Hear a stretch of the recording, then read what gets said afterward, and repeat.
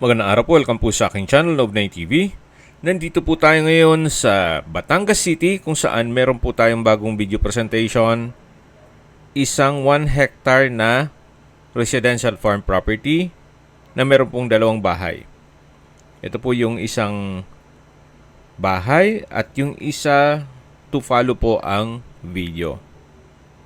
Ito po yung sinendang sa atin muna ni owner pansamantala habang wala pa pong mga makakasabay na property na for video shoot sa Batangas area.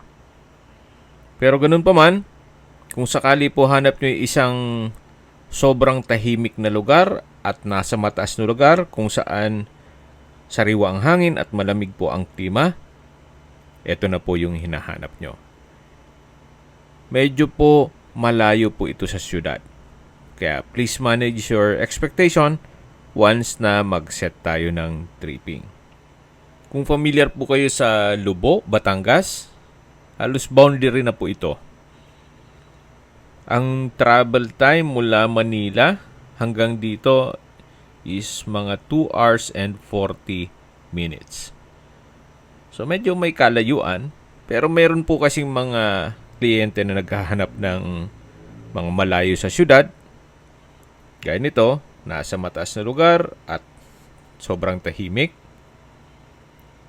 Pero ganun pa man, may access na rin po dito ng tubig at kuryente. Tungkol naman sa internet, siguro sa area meron na rin po, magpapakonek lang kayo. Then marami din po mga fruit-bearing trees sa paligid nito gaya ng nyog, saging, mangga, langka, santol, at marami pa pong iba. Kung pupunta naman po sa mga beach resort sa may Lubo, Batangas, siguro mga 30 minutes drive na lang.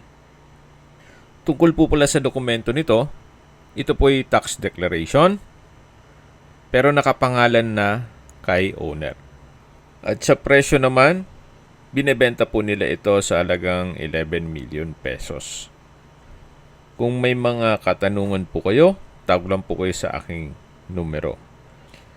Okay, summarize ko lang po. Ito pong property ay nasa dulo na po ng Batangas.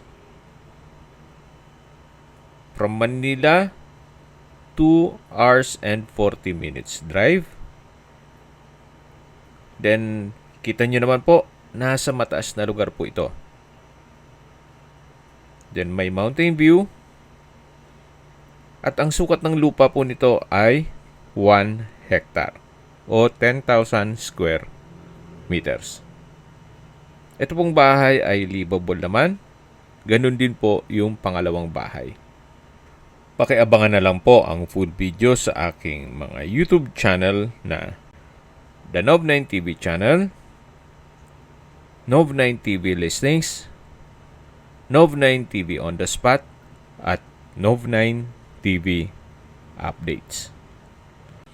Sa mga naghahanap po ng ganitong property na talagang medyo dulo na po at may privacy po kayo, ito na po yung hinahanap nyo. Maraming salamat po.